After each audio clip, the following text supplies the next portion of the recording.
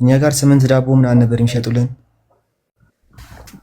እነሱ በየት በኩል ነው ብር የምናገኘው ነው እንትን የሚሉት። ከቤተሰብ አሁን 14,000 ስታስልክ እጅህ ላይ የሚደርሰው 7,000 ነው። ከዛ አይበቃም ፖሊሲ ይወስዷል። 50% ፖሊሲ ይወስዷል።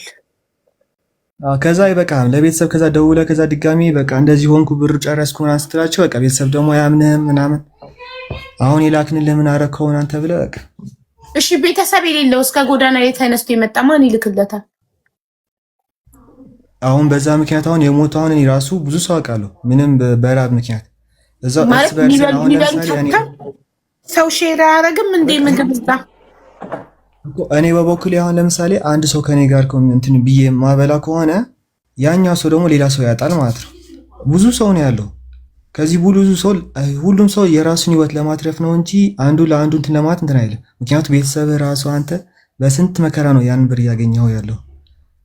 ስለዚህ በዛ ምክንያት የሚሞት ሰው ብዙ ሰው ሞተዋል። ጉንፋን ይዞ በጉንፋን ምክንያት ትሞታለህ። ምክንያት በምግብ ምናምን ምክንያት ምንም መቋቋም ስለማትችለው ማለት ነው።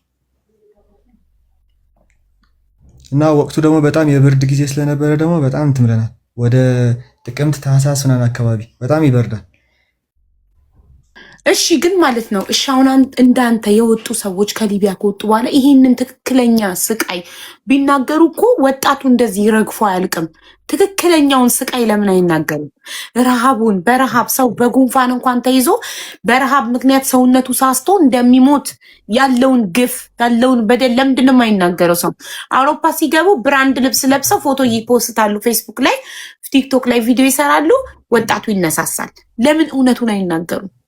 ለምን እዛ ውስጥ ያለውን መከራ ከዛ ሲኦል የተረፈ ሰው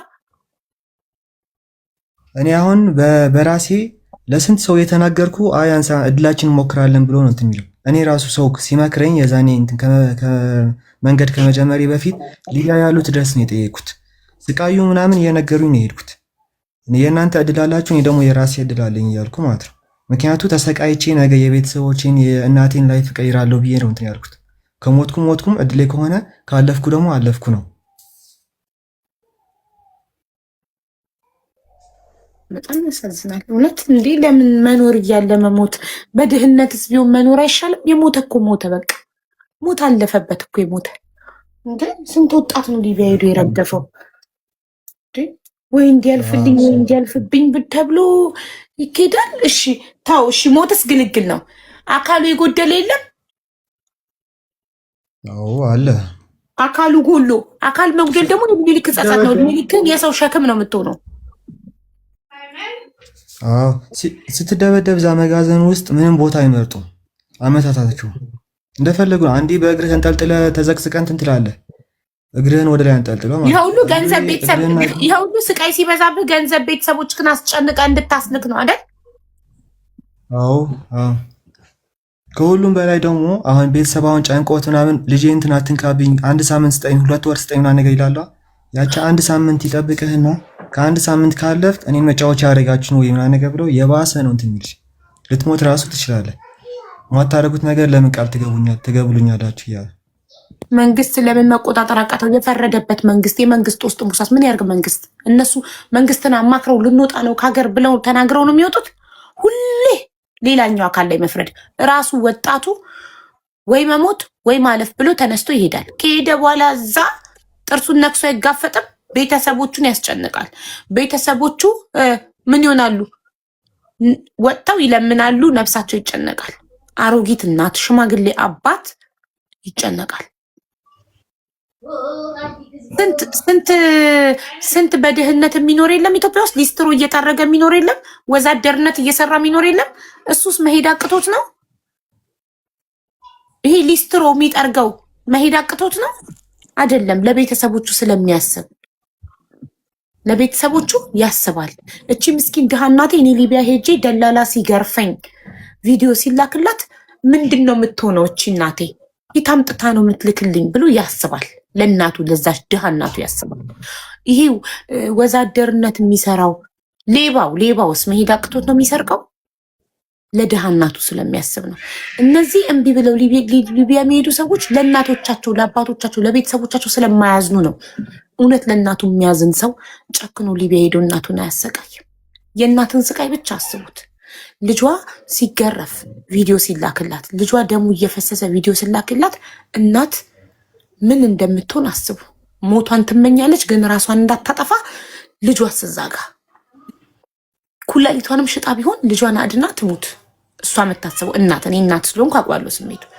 እንደ እናት የምታስበው ልጄን ብቻ ላድንና እኔ ልሙት፣ ከፈለጋችሁ ነፍሴን ውሰዷትና ልጄን አድኑልኝ ትላለች። ይቺን እናት ነው ጨክኖ እንደሌለው እያወቀ የእናቱን ነፍስ ሊያስጨንቅ ሄዶ እዛ በደላላ እየተገረፈ ለእናቱ ቪዲዮ የሚያስልከው። ይህን ሳላይ በሞት ኖሮ ትላለች እናት። እንዴ ለእናቶቻችሁ አታስቡም እንዴ? ሰው እንዴት ለድሃ እናቱ አያስብም? they in count they think it's better no they are selfish because they don't care about their parent ምንድን ነው የሚሆኑት እናትና አባቴ? ይቺ እናቴ የኔ ሊቢያ መሄድና ደላላ እጅ ላይ መውደቅ ስትሰማ ምን ይውጣታል ምን ትሆናለች ብለው ለደቂቃ አስቡም። በቃ ልባቸው ብቻ ሄደው ጓደኛው የደረሰበት መድረስ ነው የሚፈልገው። የጓደኛውን ፎቶ ፌስቡክ ላይ ኢንስታግራም ላይ ያያል፣ ቲክቶክ ላይ የጓደኛውን ቪዲዮ ያያል። ጆርዳን ጫማ፣ ቲምበርላንድ ጫማ፣ የሆነ ብራንድ ጃኬት ምናምን ለብሶ የተነሳውን ፎቶ ያያል። ያንን ፎቶ አይቶ እናቱን ይረሳታል፣ ብድግ ብሎ ይሄዳል ያለ 5 ሳንቲም። ከዛ እሱ እዛ ሲሰቃይ እናትየው አፈርድሜ ትበላለች። ይህኔ እኮ ራሷን የምታጠፋ እናትም ትኖራለች ከስትረስ ብዛት የልጄን ስቃይ ከማይብላ። የሰው ልጅ ብቸኛ የሆነ ሰው፣ የሚያስጨንቀው ሰው የሌለው ሰው ኢትሶክ የፈለገውን ያድርግ። የሚያስጨንቀው ሰው፣ የምትጨነቅ እናት ያለችው ሰው እንደዚህ ማድረግ የለበትም። እናቱ በህይወት የሌለች ያድርገው፣ የለችም እናቱ በህይወት ያለ ሰው ግን ጨክኖ እንደዚህ ማድረግ የለበትም። በእውነት እኔ በጣም ነው የምናደደው በእንደዚህ አይነት ወጣት። ምስኪን እናት እና በመጨረሻ ወደ አሁን ኢትዮጵያ ውስጥ ነው ያለከው? ወደ ኢትዮጵያ ተመለስክ? አለች ያጠፋች። ምን እየሰራክ ቆየ? ከተመለስከ ሊቢያ ስንት ጊዜ ሆነክ? አሁን የካቲት 6 ላይ 1 ዓመት ሊሆነ ነው ከተመለስ። ኦኬ። እና አሁን ግን አንተ ውስጥክ ሁለተኛ አገር ለቅቅ ያልወጣም ትላለክ? አዎ በሊቢያ በኩል መቼም ቢሆን አልሞክረውም። አሁን በሊቢያ በኩል ሌላ መንገደኛ ሌላ ህጋዊ መንገድ ካገኘክ ትሄዳለክ። ህጋዊ መንገድ ካገኘሁማ አንተ መቼም አልደራደርም። እኔም ባገኝ ከነ ልጆቼና ከነ ባሌ እሄዳለሁ ወደ ተሻለ ሀገር ህጋዊ መንገድ ካገኘው። ግን ነፍሴን እወዳለሁ። ልጆችም ባይኖሩኝ ሲንግልም ብሆን በፍጹም በሊቢያ በኩል ወዴትም አልሄድም። በፍጹም ህይወቴን እወዳታለሁ። እንዴ ነፍሴ ታሳሳኛለች። ሰው እንዴት ለነሱ አያዝንም? በእናት ግን በቻልከው መጠን ወጣቶችን አስተምር። እሺ ንገር፣ እንዳይሄዱ ያሳለፍከውን ስቃይ ንገራቸው። እሺ እናመሰግናለን ለእኛ ስለነገር